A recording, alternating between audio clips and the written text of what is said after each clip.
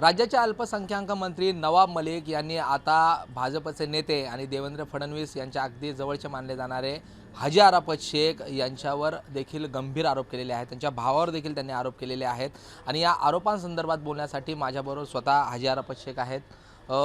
ज्या पद्धतीचे आरोप तुम्ही ऐकलेच असतील, नेमके काय आरोप केलेले आहेत, पहिली प्रतिक्रिया काय, तुमच्यावर आणि तुमच्या भावावर थेट आता आरोप करण्यात आलेले आहेत? देखिए, मैंने उन्होंने सुबह क्या प्रेस कॉन्फ्रेंस लेके बोली मैंने सुना नहीं। आप जैसे सब दोस्त पत्रकारों ने मुझे कहा किस तरीके से बात हुई, कई फ़ोन आए मुझे, लेकिन मैं इतना ही कहूँगा नवाब मलिक जी का मानसिक संतुलन ठीक नहीं है, तबीयत ठीक नहीं है।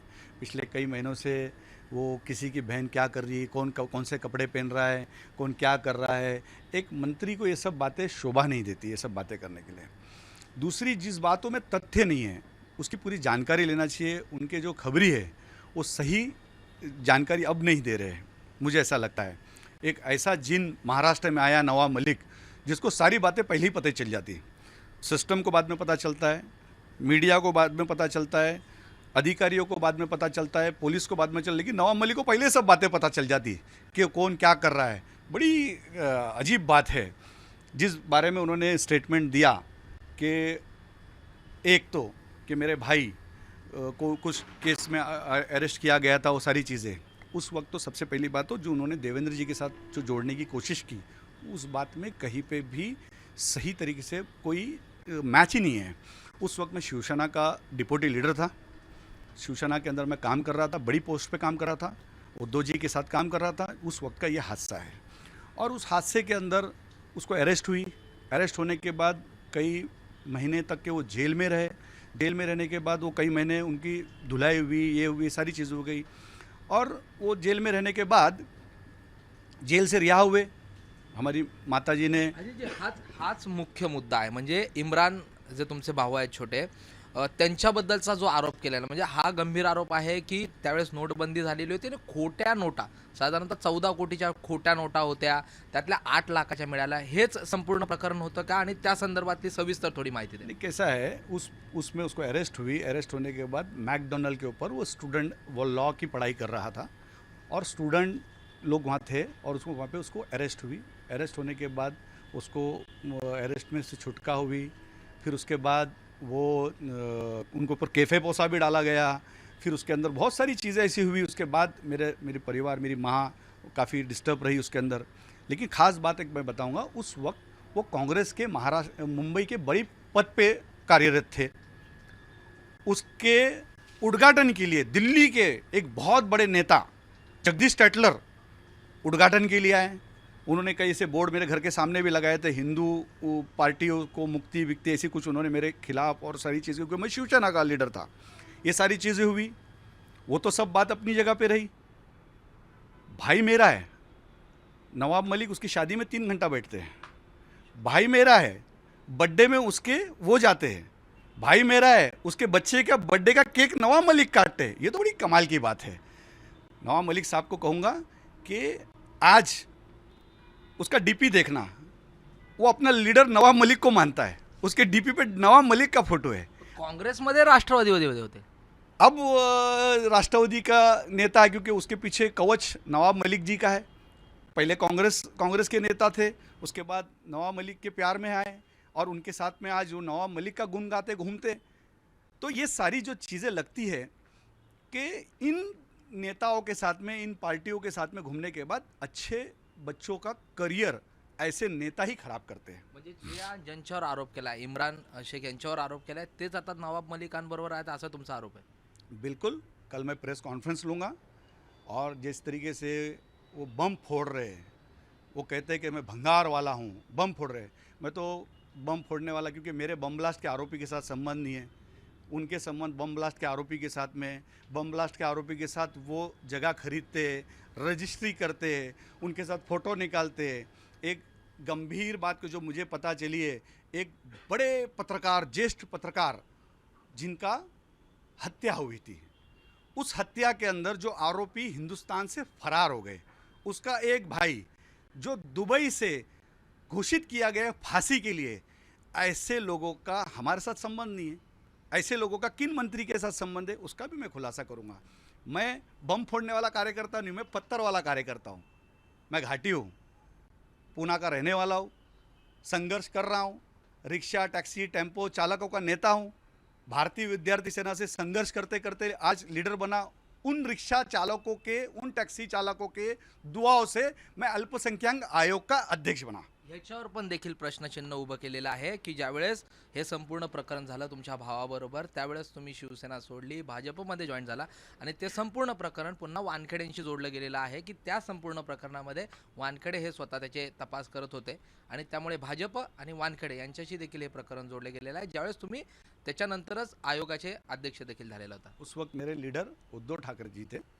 इसका जवाब महाराष्ट्र के मुख्यमंत्री बहुत अच्छी तरीके से दे सकते हैं। मैं बोलने से अच्छा महाराष्ट्र के मुख्यमंत्री जी बताएंगे। मेरे लीडर देवेंद्र फडणवीस नहीं थे। उस वक्त मैं भारतीय जनता पार्टी में नहीं था, शिवसेना में था। तो कहीं ना कहीं नवाब मलिक का होमवर्क थोड़ा कमज़ोर है, कच्चा है। उनके जो काम कर रहे थे वो काम करना बंद हो गए। अब उनकी बौखलाहट समझ में आ रही है। सरकार छटपटा रही है, जाने की तैयारी में है।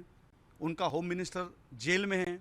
इसके पहले भी जब सरकार थी तो छगन भुजबल साहब होम मिनिस्टर थे, वो जेल में। इनकी परंपरा रही, जो होम मिनिस्टर बनता है जेल में जाता है। अब आए होम मिनिस्टर जेल में, तो उसको कैसा प्रोटेक्ट करे, उस न्यूज़ को कैसा दबाए, इसके लिए वो कुछ भी हवे के अंदर बातें कर रहे। बातों में तथ्य होना चाहिए। मैं जब बात करूँगा, उन्होंने फ़ोटो दिखाया है, हाजी अराफत से एक वीडियो दिखाएगा। और ज़रूर इसके बाद जैसा 1 महीना आप लोगों ने सीरीज़ लगी, 15 दिन मेरे भी घर पे चाय पीने आओ। बिल्कुल 15 दिन ये हाजी अराफत शेख जो इन्होंने पिक्चर शुरू की, उस पिक्चर को एंड हाजी अराफत शेख करेगा। ज्या पद्धतीने तुम्ही सांगताय हे पिक्चरचा एंड तुम्ही करणार आहात, तुमच्यावर त्यांनी आणखीन असा आरोप आहे की तुम्ही तुमच्यावर देखील विविध केसेस होत्या, अनेक केसेस होत्या। मग आता तुम्ही भाजपमध्ये गेलात आणि भाजपनंतर ह्या केसेस विड्रॉल करण्यात आल्या आणि लगेच तुम्हाला आयोगाचं अध्यक्षपद दिलं, यावर काय म्हणणं तुमचं? बिल्कुल, जब मैं मनसे में था कई आंदोलन किए महाराष्ट्र के भूमिपुत्रों के लिए। माननीय साहब ने हमारे उस वक्त के, उन्होंने जब आदेश किया तब ये हाजी अराफत शेख रिक्शा चालक, टैक्सी चालक, टेम्पो चालक, ट्रक चालक, स्टूडेंट के लिए संघर्ष किया, आंदोलन किया। मेरे भविष्य के अंदर इतने साल का, मेरा 25 साल का करियर है, एकदम नीट क्लीन साफ़ सुथरा रहा। हाँ, हाजी अराफत शेख आंदोलन वाला लीडर है, हाजी अराफत शेख गुंडा लीडर है। गरीबों को न्याय दिलाने के अंदर अगर 1000 बार भी गुंडागिरी करना पड़े, हाजी अराफत शेख करेगा। ये हाजी अराफत शेख के अंदर है, क्योंकि हम महाराष्ट्र के भूमि में ही ये बात है कि अगर किसी पे अन्याय होगा तो संघर्ष करना, रास्ते पे आंदोलन करना। बम लेने वाला नहीं है, बम ब्लास्ट वालों के साथ दोस्ती नहीं है, पत्थर वाले लोगों के साथ दोस्ती है। ये हाजी अराफत शेख ने जब महाराष्ट्र की जनता, महाराष्ट्र की भूमिपुत्र की बात है तो पत्थर आंदोलन किया है। और ज़रूर पत्थर चलेंगे, ज़रूर बहुत सी बातों का खुलासा होगा। हवा में नहीं बात करूँगा, प्रैक्टिकल बात करूँगा, एविडेंस के साथ बात करूँगा। मैं महाराष्ट्र के अंदर मुसलमानों की जगह मैंने नहीं बेची। 2 साल हो गए, अल्पसंख्याक मंत्री बने, कितने कब्रिस्तान कहाँ का महाराष्ट्र के मुख्यमंत्री जी को नहीं बताते हुए उन्होंने जगह डायरेक्ट बेच दी, कुछ जगह डायरेक्ट भाड़े पे दे दी, बोर्ड की बिगर परमिशन लिए। सीओ, IAS, IPS या कलेक्टर ये रेंज का या जज रेंज का होना चाहिए, रिटायर ऑफिसर को उन्होंने बिठा दिया। क्लर्क को डिप्टी CO बना डाला और फिर निकाल डाला। अभी डिप्टी कलेक्टर अरेस्ट हो गए बीड़ में। पूना के अंदर जो मामला हुआ, इनका ठप्पा लगा हुआ, 2 करोड़ रुपए का मामला जो ट्रांसफ़र किया गया मस्जिद के पैसे। बहुत सारे ऐसे मुद्दे हैं, ज़रूर बताऊंगा। बात निकली है तो दूर तक जाएगी। किसका बेटा कौन रशियन के साथ गया, किसकी बेटी किसके साथ भागी, किसका घर का क्या परिवार है। देवेंद्र चुप ने अपनी मर्यादा को रखते हुए, एक बड़े लीडर है, उन्होंने ये सब चीज़ नहीं की। समीर वानखेड़े ने उनके परिवार तक गया, एक अधिकारी बोल के उन्होंने किया नहीं है। नवाब मलिक से मेरी कोई दुश्मनी नहीं है, ना समीर वानखेड़े से दोस्ती है। लेकिन अगर जिस तरीके से आपने छेड़ाई है तो ज़रूर पूरी इनका ऊपर से नीचे तक स्कैनिंग करके आपको दूंगा। आज जो मीडिया के सामने रोज़ बैठ रहे, ज़रूर ऐसा टाइम आएगा ये मीडिया को देखते हुए भागेंगे, सफ़ेद कपड़े पहन के निकलेंगे। उन थोड़ी देर के बाद मीडिया का बूम जाने का चड्डी पीली नज़र आएगी। ये हाजी अराफत शेख जरूर करेगा। और आपको कल से सारी सीरीज़ एक के एक बॉम्ब तो नहीं दूंगा, लेकिन एक छोटी छोटी चीज़ें रखते जाऊंगा। ट्वीट के माध्यम से रखते जाऊंगा या मीडिया के माध्यम से रखते जाऊंगा, लेकिन ज़रूर नवाब मलिक का जितना कारभार, जो कहते कि मैं डब्बा बाटली भंगार वाला हूँ, डब्बा बाटली भंगार वाला इतना बड़ा कैसा बन गया, इतने प्लॉट्स कैसे ले लिए, इतने ज़मीनें कैसी ले ली, किस तरीके से 4 दुकानें कल तड़का फड़की में बंद कर दी, क्या क्या हुआ सारी चीज़ों का। और कौन एक वरिष्ठ पत्रकार को भगाने में, एक वरिष्ठ पत्रकार का जो आरोपी है उनको भगाने के अंदर जो देश से वांटेड करने में किसका इन्वॉल्वमेंट है, ये हाजी अराफत शेख पूरे एविडेंस के साथ आप लोगों के सामने रखेगा। कौन है आरोपी, कौन है, आप कब ये डिक्लेयर करेंगे? एबीपी को सीधा जानकारी दे सकते हैं कौन है वो आरोपी? इतनी क्यों घाई है? दिवाली आपने उनके वहाँ चूड़ा उड़ा खाया होगा, मेरे वहाँ शुरकुरमा पियो ना, 15 दिन मेरे भी घर आओ, वहाँ आप बैठ के कुर्सियों पे बैठते थे, यहाँ गधेले पे बैठो, ज़रूर मैं बताऊँगा। और जब बोल रहा हूँ तो एविडेंस के साथ बोलूँगा। और मैं मलिक साहब से इतना कहूँगा कि आप जब बोलते हो ना तो हवा में गोली मत चलाओ।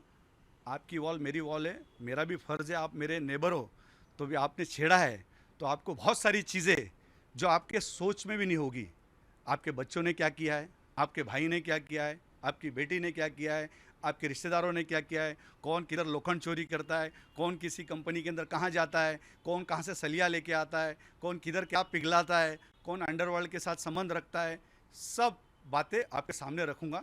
100% ये मेरा फ़र्ज़ है। एक दोस्ती के नाते आजू बाजू में रहते तो इतना तो ज़रूर याद दिलाना पड़ेगा। बिल्कुल ये हाजी अराफत शेख 100% सारी बातें लेके सामने आएगा।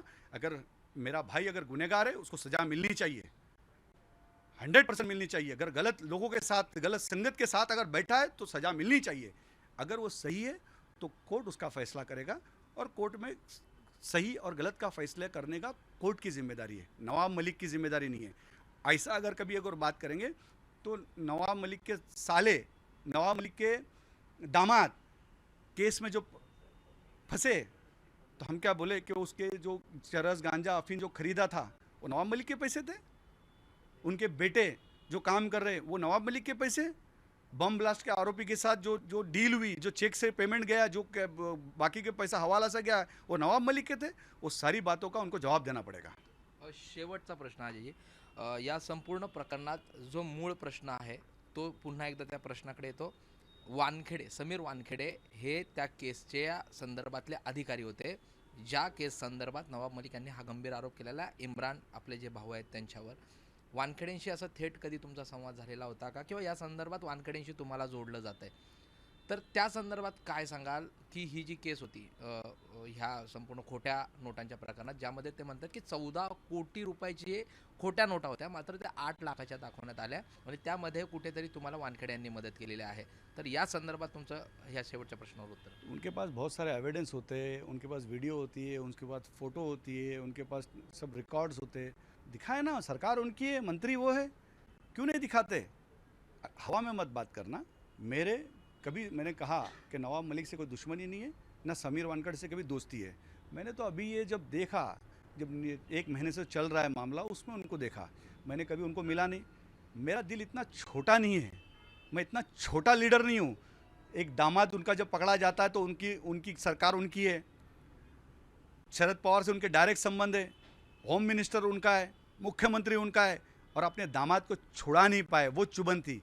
हाजी अराफत शेख एक बार भी, अगर वो गलत है तो गलत है, मेरे साथ नहीं रहता था। मेरे पिताजी जब हयात थे उसके पहले वो अलग चले गए थे रहने के लिए, तब वो उनके दूसरी जगह रहता था। मेरे पिताजी का एक मकान है, उस मकान में रहता था, मेरे साथ रहता नहीं था।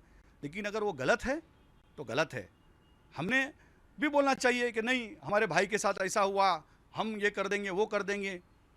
उसके साथ तो ऐसा नहीं हुआ, वो तो जेल में भी रहा, उसको तो कैफे पोसा भी ज़बरदस्ती लग गया। आज वो लॉ की पढ़ाई कर रहा है, एक स्टूडेंट था। लेकिन हमने कभी भी उस बात में ना दखल अंदाजी करने की कोशिश की, ना उसको मदद करने की कोशिश की, ना साधारण वकील देने की कोशिश की। जो हमारी माँ ने हमारे रिश्तेदारों को कहा, और उसके बाद वकील सारी चीज़ हुई। हमारा कोई उस चीज़ से लेना देना नहीं। मैं आज भी कह रहा हूँ, अगर वो गलत है तो उसको पनिशमेंट मिलनी चाहिए, अगर वो सही है तो कोर्ट उसका फैसला करेगा। वही हम बात कर रहे हैं कि तुम्हारे संबंध किसके किसके साथ है, ये मैं आप बताऊँगा, और पूरे एविडेंस के साथ बताऊंगा। और मैं गलत हूं तो आप करो ना साबित, क्यों नहीं करते? भाई मेरा है, शादी में क्यों उसके जा रहे? अगर वो गलत है तो उसके घर में केक काटने क्यों जा रहे? मैं तो केक काटने कभी नहीं गया, एक बताओ ना फोटो। जबकि मेरा भाई है, मैं उसका केक काटना चाहिए ना। अगर गलत है तो नहीं उसका कोई साथ दूंगा। आप गलत आदमी का साथ क्यों दे रहे थे? अगर वो गलत था, आपने जो बात आपने रखी ना मीडिया में, तो उसके घर पे क्यों जा रहे? वो तो आपका कार्यकर्ता है, आपके साथ घूमता है, आपके साथ फोटोज है, आपके साथ काम कर रहा है। अभी आप मंत्रालय में आप थे, आपके साथ मंत्रालय में नजर आया, फोटो पे मैं हमने देखा व्हाट्सएप पे। अभी डीपी खोल के देखो तो उसके साथ नवाब मलिक उसका नेता है। तो कैसा आपका कार्यकर्ता ऐसा कैसा हो सकता है? तो मेरा सवाल उनसे कि शायद अगर आपका कार्यकर्ता इस तरीके का काम कर रहा है तो आपके कार्यकर्ता को आपने समझाना चाहिए। देवेंद्र जी का इसमें जिस तरीके से लिंक जोड़ने की कोशिश की, ये फुसकी बम और हवा में उन्होंने गोली चलाई है। आपण पाहतोय ज्या पद्धतीने हाजी अराफत यांनी माहिती दिलेली आहे की जर माझा भाऊ दोषी असेल तर त्याला नक्कीच त्याच्यावर कारवाई झाली पाहिजे, त्याला शिक्षा झालेली पाहिजे। मात्र इम्रान जो आहे तो नवाब मलिक यांचाच कार्यकर्ता आहे आणि त्यामुळे त्याच्यासोबत ते कसे आहेत असा प्रश्न देखील त्यांनी उपस्थित केलेला आहे। आणि त्याचबरोबर पुढील काही दिवसांमध्ये नवाब मलिक यांच्या संदर्भातले देखील काही प्रकरणं ते आता पुढे आणणार आहेत। त्यामुळे या प्रकरणामध्ये आता नेमकं आणखीन काय होतं हे पाहणं देखील गरजेचं आहे। कॅमेरामन प्रशांत मानेसह प्रशांत बडे, एबीपी माझा, मुंबई। एबीपी माझा, उघडा डोळे बघा नीट।